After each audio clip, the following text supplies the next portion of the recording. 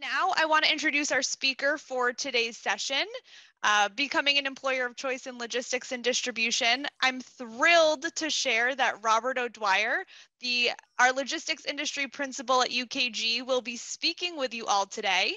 If you haven't had the opportunity to meet Robert or hear him speak before, he certainly knows a thing or two about the logistics and distribution industry, as he's spent the majority of his nearly 40-year career in this space.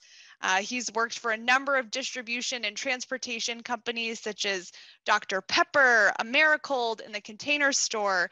So getting to hear from him firsthand on how to become an employer of choice in this industry will be extremely valuable for you all today.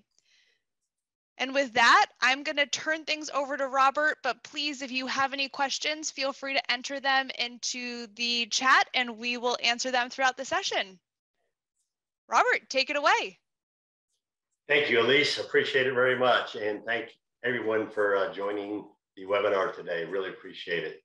So in order to kind of set the stage and begin our discussion on kind of the future of labor and how to become an employer of choice, I think it's really important to set the stage with data showing where the labor market has been over the past 18 months. And that data should really support our vision and strategies regarding the present state and the future state of work and how that aligns with becoming an employer of choice.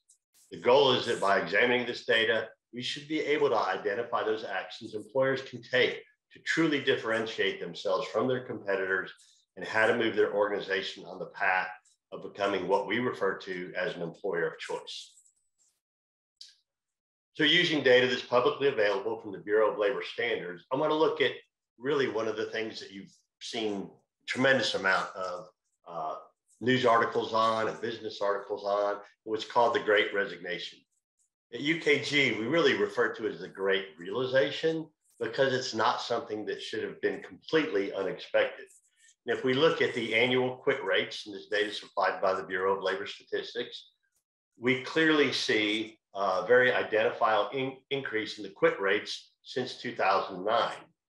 In fact, it shows the current rate is not something that should have been unexpected. If you apply a linear forecast to that, you'll actually see that 2020, during the height of the pandemic, was actually the only abnormal year. And 2021 has gone back to what we would expect it to be at.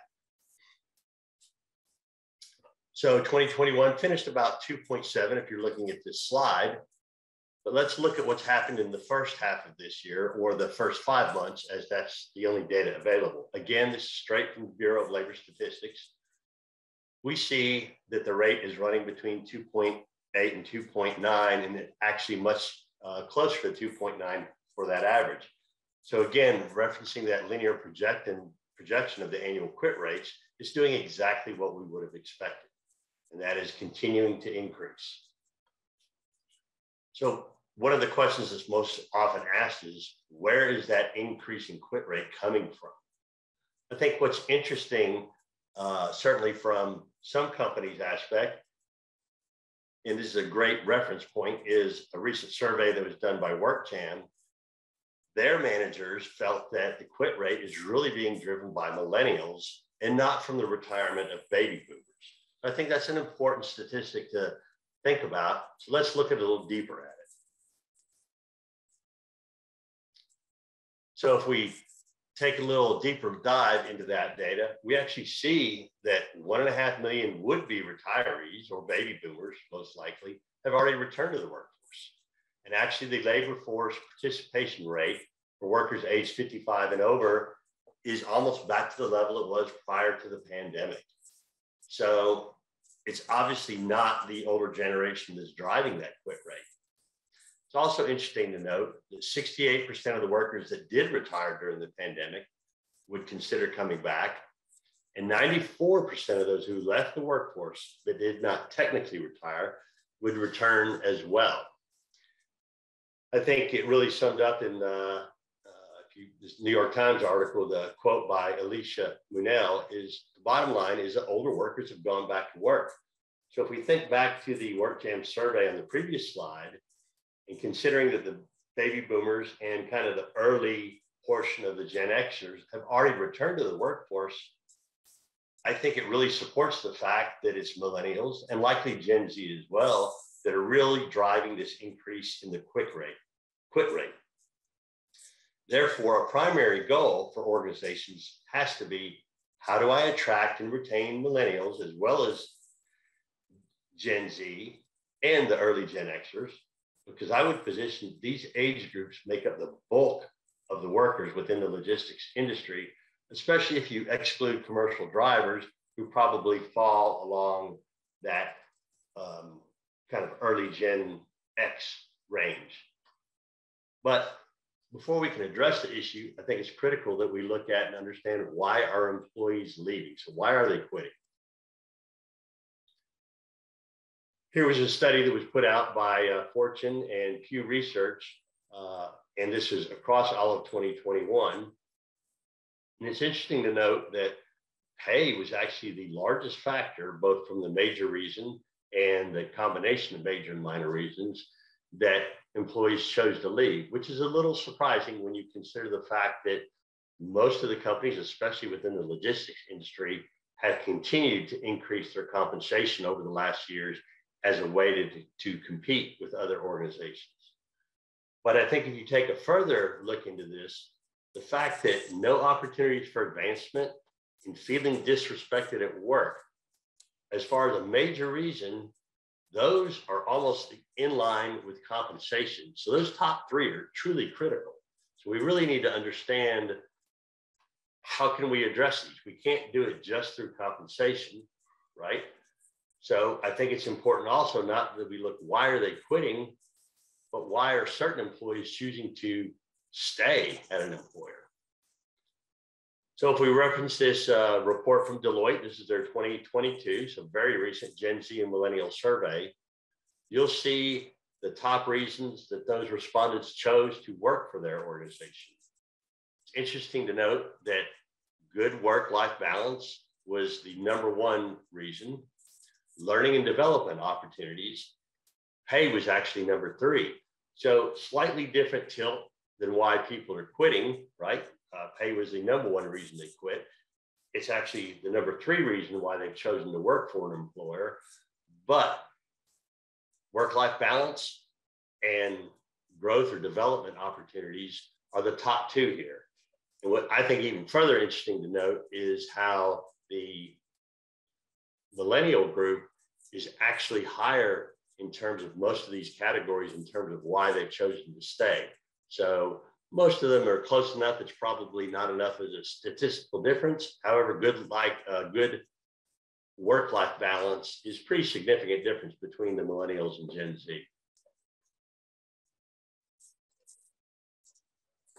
So kind of to sum up our current labor market and thinking about the data we just reviewed, I believe this statement that employees are prioritizing themselves by working for companies whose values and purpose align with their own, and by advocating for flexibility and empowerment in their schedules, truly does sum up what we're seeing in the marketplace. You know, obviously a lot of those factors were driven by the COVID pandemic. A portion of those are driven by the resignation, which again, is something that should have been seen and planned for. It's also interesting to note that the millennials and Gen Z make up 40% of the workforce now. Now that's across all employers.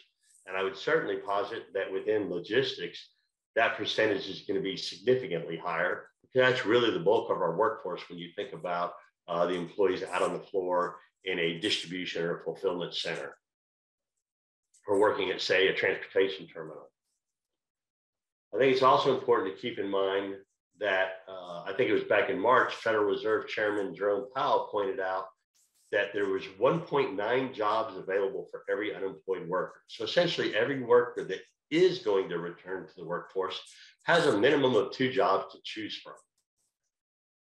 If you think about that, that's why it's even more important that employers are truly focused on what it takes to attract and retain employees, especially those millennials and Gen Z, and kind of the new and evolving environment that we're seeing.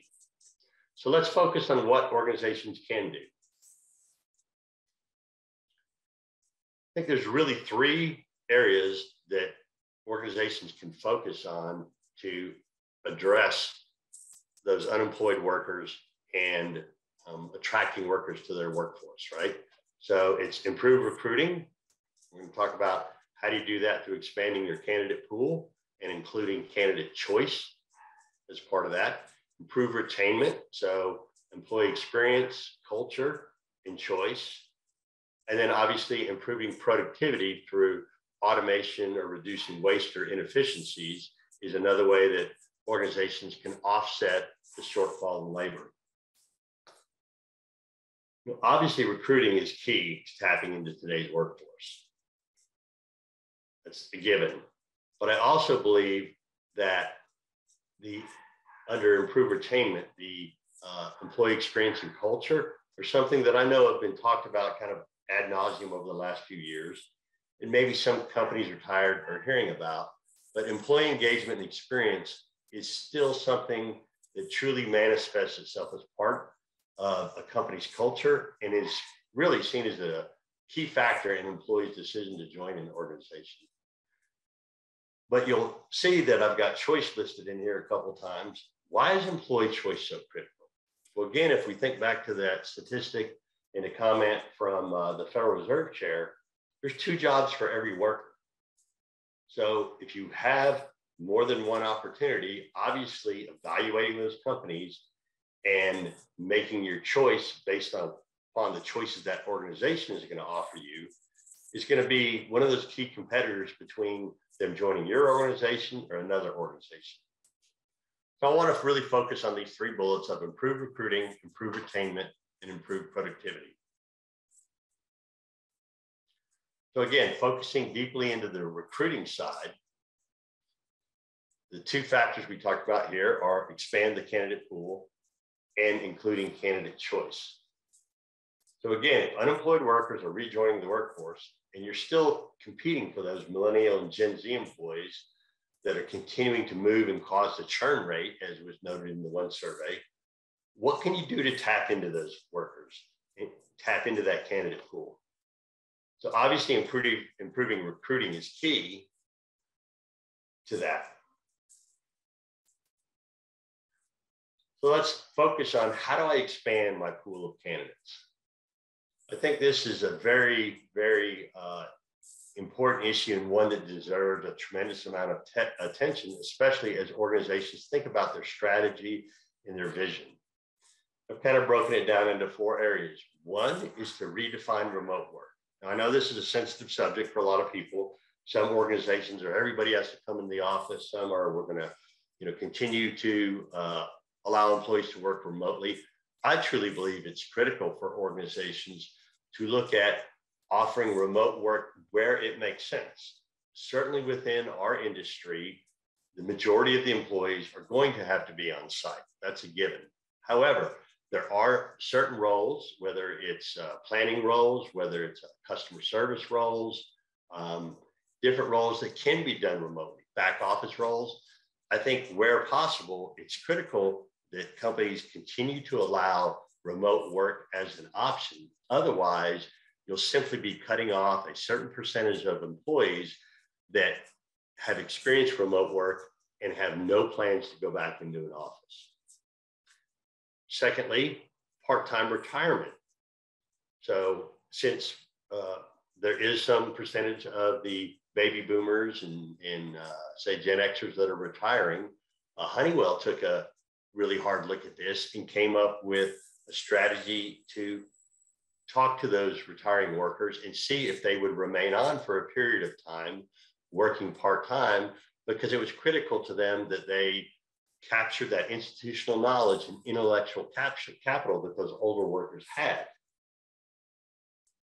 Also, looking at your traditional shifts in the logistics industry, it's very typical traditional shifts. So we're a 24-hour operation. We run 8 to 4, 4 to midnight, midnight to 8. Those type of static shifts really don't meet the needs of a lot of the workers today. And a great example is Kawasaki at one of their small motor manufacturing and distribution plants, truly struggling to meet their workforce needs. They took a hard look at it And although it is very difficult in a manufacturing environment to set up kind of a new production line, they worked through the processes and came up with a 9 to 2 shift that was specifically geared towards attracting parents who had to drop off and then pick up a child from work. They've actually had tremendous success with this shift. It's one of their highest productivity shifts within their organization, and it's met their needs, and it's worked so well they're continuing to think about how they can expand those type of different shifts, those flexible shifts, to tap into that additional workforce that's out there. I think the last strategy that I mentioned here, that of including DEIB, is probably something that needs to be at the top of the list. Why? Well, diversity, equity, inclusion, and belonging are such a critical factor in how potential employees view companies today. And companies that make this a key part of their strategy, that have inclusive environments, are wildly successful compared to their competitors. A couple of quick stats you see there: 39% higher satisfaction, 22% more productivity, 22% less turnover. Obviously, there's something in the fact that those organizations that choose to include DEIB in terms of attracting more workers and, more importantly, retaining those workers. I think another way to think about it too is, as we talk about reaching out to that broader pool of candidates, I visited with a large retail distribution center in South Texas a few months back, and we were talking about the value of our solution and using things like variable schedules, flexible schedules, allowing employees to do shift swaps, request to cover, allowing employees to self-schedule in many instances, and doing those on top of their traditional static shifts as well. This particular employer was so excited about it that they've decided to use those aspects that they can offer in their marketing to their local market. They're in a smaller Texas town, and so they have an opportunity to be one of the larger employers there. And so they really want to use all of those offerings that they can provide.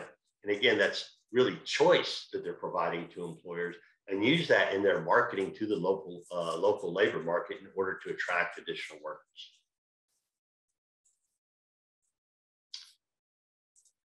Talked about including choice, right? And we touched on some of these as well.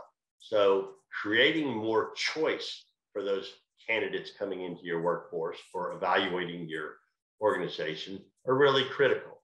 We talked about remote work, enabling employee preference, allowing employees to actually set their preferences in terms of the number of hours they want to work, the days they want to work, the shift times they want to work. Ensuring you're creating a model that includes flexible and variable shifts in addition to your traditional static shifts. Committing to DEIB as part of your recruiting process. Also ensuring that processes that the solution you're using allows for a very fast or speedy hiring process. I'll share another story. Home Depot actually has touted this and used this in their national advertising. Essentially, if you go in and apply for a job, and you go in and you set your preferences and days and times you want to work, they will give you a schedule the next day. So when you think about the number of companies competing for workers, the issue we hear about with candidates or new hires ghosting employers, right? So they're filling out multiple applications at different companies. They get offered a job, they never even show up. So the ability to have a quick, really application to hire process is really critical to ensure you're capturing that employee. The other thing, and we'll touch on this a little more later in the presentation, is to really tout employee self-service tools. I touched on a few of those earlier, like shift swaps, request to covers, picking up open shifts, giving up shifts, and the fact that all of these are available via mobile products really speaks to that millennial and Gen Z generation. So moving on from recruiting, talk about retainment. So how do we improve our retainment of our existing employers? I'm really going to touch on three things here as well: culture, employee experience, and choice. Obviously, improving recruiting is the first step in your first key to tapping into today's workforce. But then we have to talk about how do we retain them once we have those employees. So let's delve into these a little bit deeper. Culture, how a company acts and their culture makes a significant difference. This is just one example. During the pandemic, JetBlue's quit rate was twice as high as Southwest Airlines. Most people are very well aware of Southwest's culture. It's been talked about, gets a lot of publicity and stuff. It's a great example of exactly how it makes a difference. I know most of the audience is going to think, well, how can UKG help companies with their culture? Well, this is where we actually have a unique differentiator in terms of our Great Places to Work organization. Last year, Great Places to Work joined the UKG family, and utilizing their knowledge and their data can be a critical component of your strategy regarding your culture. Why can they make a difference for your organization? Well, because Great Places to Work is the most respected employee experience award in the world. And I don't just want to say that because there's data to show that as well. It's proven. Great Places to Work certified companies outperform the US average significantly. So providing excellent customer service, you see over a difference of 30% in there. Promoting their company to family and friends. Again, one of the best ways to attract new workers into your organization is by them reaching out to their family and friends, right? They've promoted the company, 86% promote their company to their family and friends compared to 54% of organizations that are not a Great Place to Work certified organization. So again, this is how organizations can utilize the knowledge and data that Great Places to Work offers to enhance your strategy regarding your culture. So stepping away from culture, let's talk about employee experience and engagement. Again, I know this is something that's been talked about a lot. We hear a lot about organizations kind of tired of hearing about it. But if you look at the statistics, it continues to be a critical element in retaining workers. I'm not going to go through all these. You can read them for yourself. But I think a couple key ones: highly engaged business units, 41% reduction in absenteeism, and a 17% increase in productivity. What organization would not like to have those statistics? I think probably the next one is most important because logistics is a high turnover environment.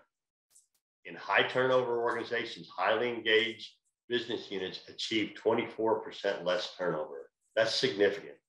And something I think that most of the customers I speak with would absolutely love to have. I often get challenged on how a workforce management solution can drive employee experience or engagement. And something I love to answer when I get challenged on that. So to illustrate that, I'm going to go to a couple additional slides here and talk about how the employee experience is truly punctuated by what we call moments that matter. Moments that matter are all an employee experience and an engagement opportunity.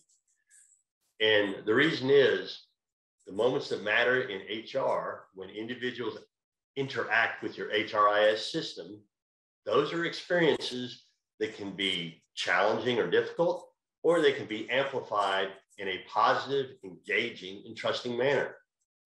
If we think about it and we look at this, kind of what are those moments and which functional systems kind of underpin them?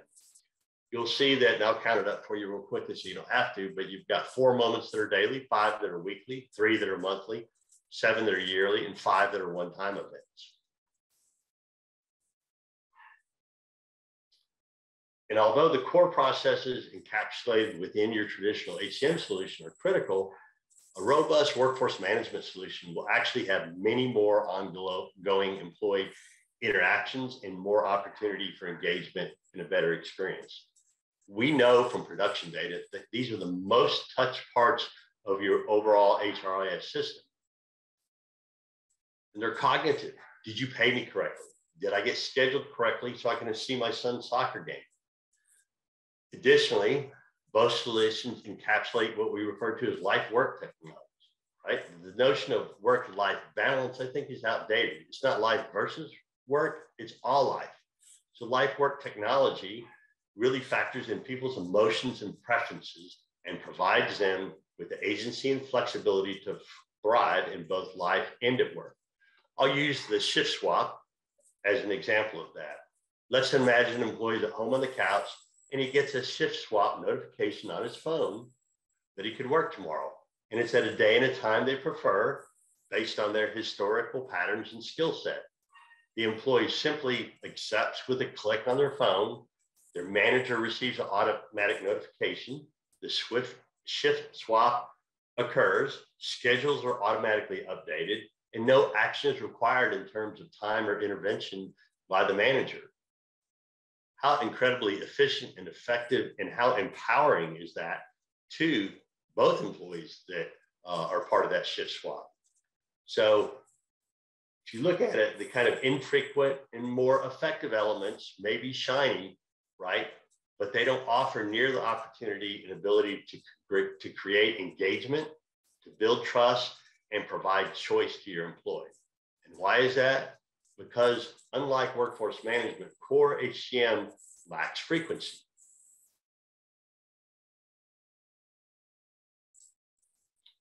Last, we're going to delve into productivity. We'll keep this somewhat short so we don't run out of time. And I know often in logistics, when we speak about automation, we think about big ticket items, right? Major process changes like conveyorization or automatic storage and retrieval systems, drone deliveries, robots, self-driving forklifts. But what we often fail to recognize is that there are significant automation and efficiency opportunities within our existing HCM and workforce management platforms. Just to give you a few examples of those, I've illustrated those on this next slide. And I think it's also important to note that as we continue to build out these solutions, artificial intelligence and machine learning are key components embedded within the solution that really drive the ability to take advantage of these. Things like automated approvals for time off requests. You don't need to have manager interaction. They can just receive notification that it occurred, schedules are updated automatically. Automated approvals for shift swaps. Automated creation and notifications when there's an open shift available. Automated alerts, such as receiving alerts regarding overtime or employees that are missing at the start of a shift or expiring certifications. Also, when you think about the efficiency side of it, employee self-service. So things like shift selection, time off requests, request to cover, job transfers, leave submittals, and many, many more. And I put that last because I want to touch on that a little bit deeper. Employee self-service delights employees and increases labor capacity. So that was from a recent study by Deloitte Global Payroll and some of our own proprietary research as well. I think if you look at this list of self-service activities offered, you can see a lot of activities that drive efficiency for your organization. It doesn't require intervention by your HR team necessarily, or does not require intervention by your operations team. Every single function that you see listed here is available within UKG, and it's available on your preferred device. So whether it's a mobile phone, a tablet, a desktop, a employee kiosk, or the time clock, all of these functions can be offered in any device you prefer. I think this is truly key to giving people autonomy and self-sufficiency. So let's kind of wrap up with, we started with, becoming an employer of choice. What really defines that? I've listed 11 factors that come to us from a lot of different organizations, but I think this statement kind of sums it up the best. When your company is an employer of choice, that means your company is a great place to work. People desire, right? They choose to work for you, and they choose to stay with you, even when they're courted by other employees. And that's the key really to recruiting. They desire to work for you, and retainment. They choose to stay with you. So when your company is an employer of choice, it truly can differentiate you from your competitors in the marketplace. And lastly, I want to sum up a little more specifically how we can help your organization. And I'm going to jump back to one of our original slides, which is why employees are quitting. Again, these are the top 10 reasons employees left in 2021, so it's extremely recent data. But you can see that between our workforce management and human capital management solutions, we can actually address 7 of these 10 reasons. And most importantly, the top 5 we can address and bring additional value and solutions to your organization for. I think really closing the loop with why they're leaving and how we can address why they're leaving, and also help support your vision and strategy on becoming an employer of choice, really is a great way to kind of end our presentation. So one of the questions was, somebody noted that it was surprising that the older workforce is actually coming out of retirement to work again. And they said, do you think that's mostly because of COVID? And how do you think they're choosing which companies to go back to? So I think actually COVID drove individuals to retire earlier than they had planned on. I think many individuals took a look at their retirement, made a determination whether they were able to retire early. Many people did, with kind of the unknown situation with the pandemic. And I think what's happened more than anything is the impact in the stock market, which typically will impact your retirement funds that you've kind of evaluated and set aside. But I think the economy, stock market, really is what's driven a lot of those individuals to return back to the workforce. Maybe their funds aren't performing as well as they expected. In addition, and I just speaking for myself, who's somebody's getting only a few years away from hopefully retiring, I think a lot of folks too, retirement, if they weren't truly ready and they kind of jumped in early, realized it really wasn't for them, and they need additional activities and stuff. If you weren't 100% prepared, it can be a big change. As far as how they choose to go back to, I think that's even more why being an employer of choice or an employer with purpose is so critical, because if those individuals are going to return to the workforce, obviously if there's multiple job opportunities out there, then they're going to choose one that best fits their personal needs and beliefs. So we've seen a lot of data over the last few years where employees are really looking at organizations. What do they stand for? What type of charitable organizations do they support?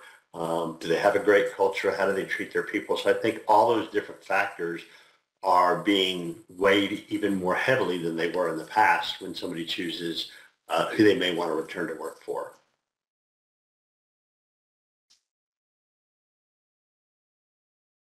Another question was, do you think employees will disregard working at organizations that don't offer self-service tools?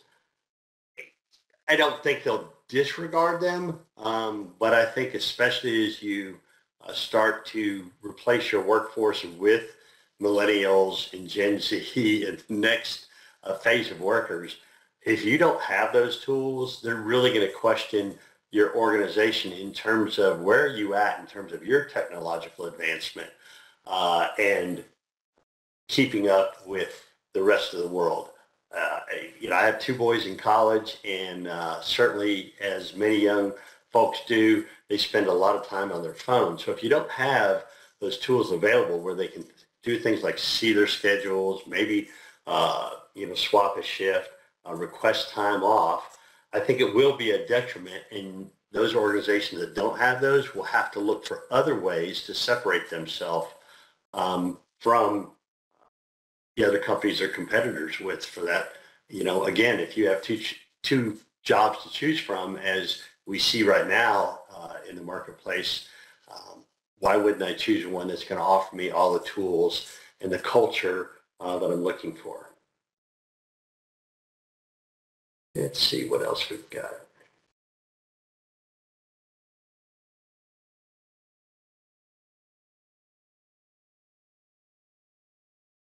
The other question was in regards to the surveys.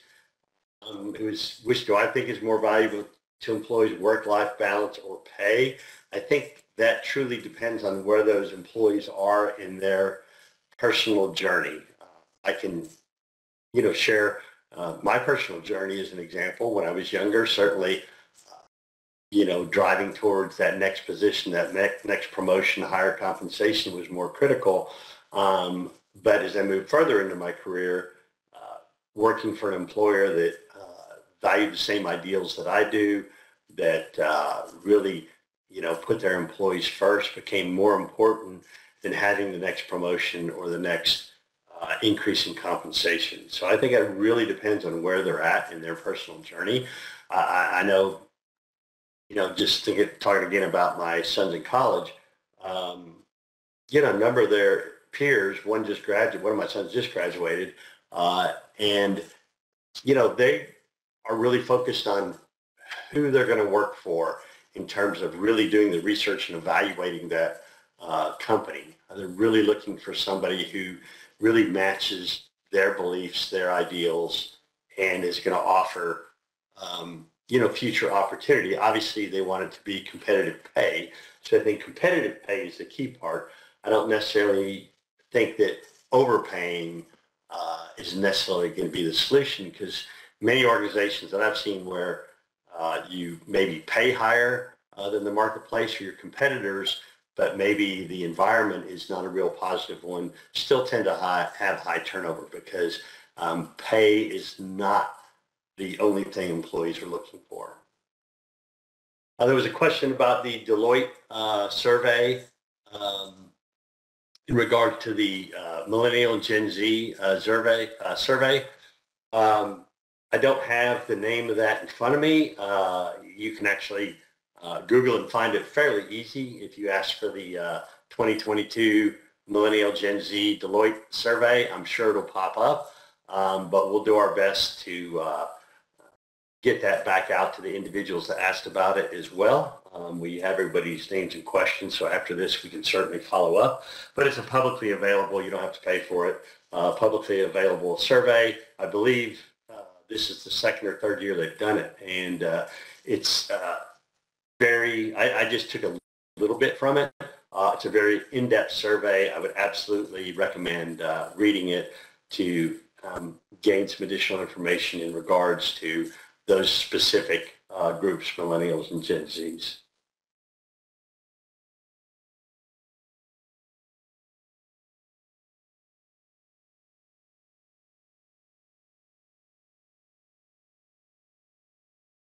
Let's see what else.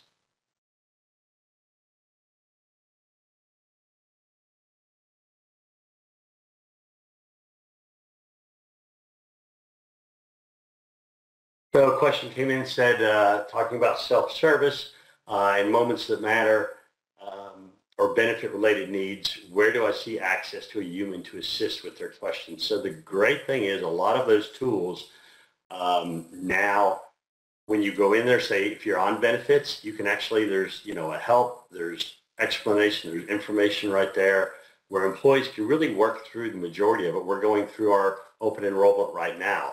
And I think once you've gone through that online, it's a fairly simple process. It's obviously takes time and you need to read it through thoroughly.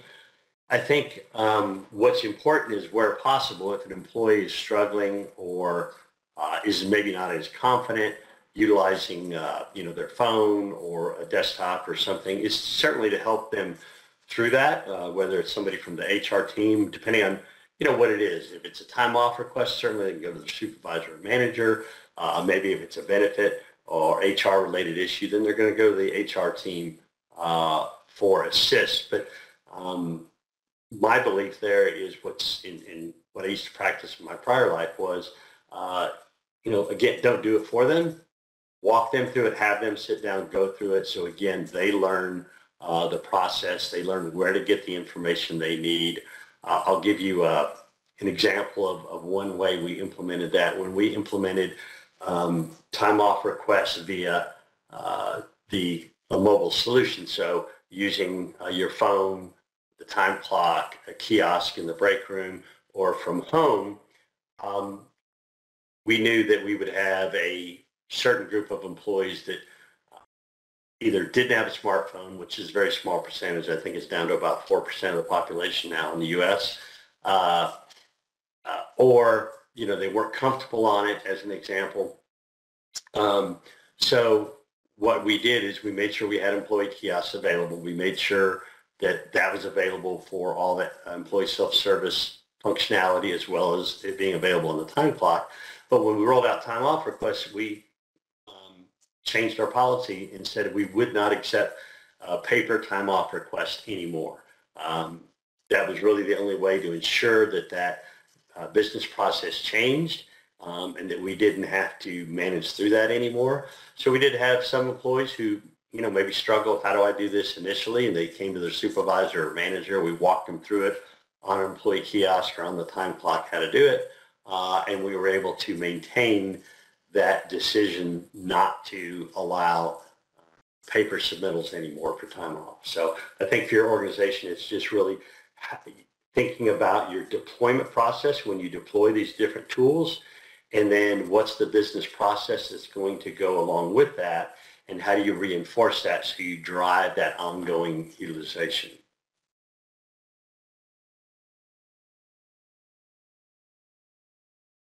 Another question came in. It said, in terms of the recruiting process, do you have insight on the reason why job seekers don't like to send cover letters? Some of our best employees didn't submit a cover letter, but we generally require it. Should we consider lowering our standards? That's a great question, and I will share that, again, having two sons in college, it's very different, their approach to especially my one that just graduated. So he applied for graduate school, but very similar to applying for a job. And I'm just not sure if it's not something that's not covered when they were going through high school and then college. But, I had to work with both of them on how do you create a resume? Why do you include certain information on a resume? Why is a cover letter important? I will say, when I was working with my one son who was putting out different applications and stuff, surprisingly, a number of schools did not ask for a cover letter on top of their resume. So I don't know if I would consider that lowering our standards, as was mentioned in the question.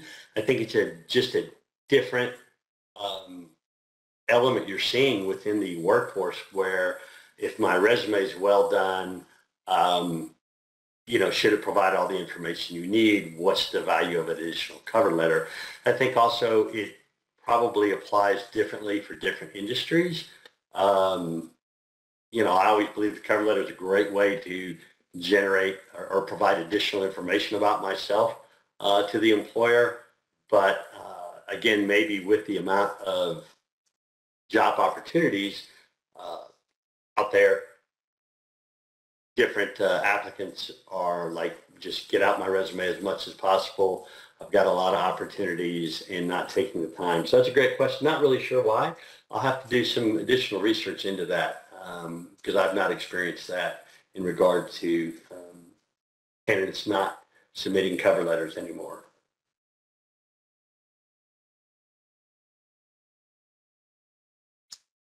Go through the Q&A, see if I see some others.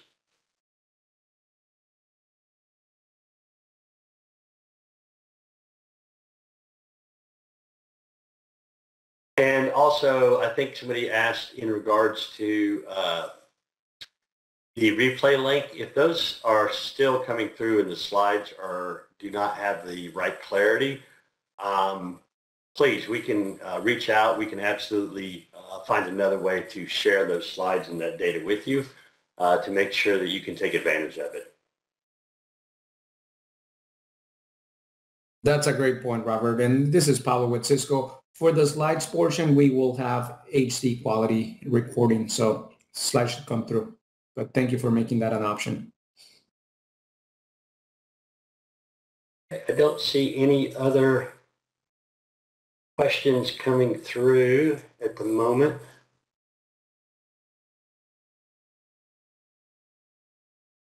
There was a question that just came through in regards to DEI. So I was asking for tips on best current practices. Organization is very supportive of it, but they feel like their recruiters aren't feeding them the right resumes to support that. So, you know, every initiative, and certainly DEI is one of those that it's a very complex and requires a lot of moving parts in order to implement and enact a successful DEI program. I will say that within our own organization at UKG, we have a Chief Diversity Officer, and it's an area that we work on constantly, and we refine our approach. We do, you know, analysis on our workforce. We look at, you know, racial, gender, different diversity breakdowns of our workforce, and we look at, do we need to attract a certain group that we're not reaching out to? Maybe we need to put more focus in our marketing efforts in one particular area versus another. It's been quite successful for us, but it's one that's constantly evolving. I would say certainly if your organization works with us, please reach out to us. Your executive relationship manager, your sales executive could put you in touch. Between our Great Places to Work organization and our DEI team, we can absolutely support you in your process. Great Places to Work is an area that we certainly can provide a lot of additional value to organizations, and you don't have to be a customer of UKG. Even though they're a part of our organization now, they absolutely work with companies across the globe, and they would be more than happy to do that.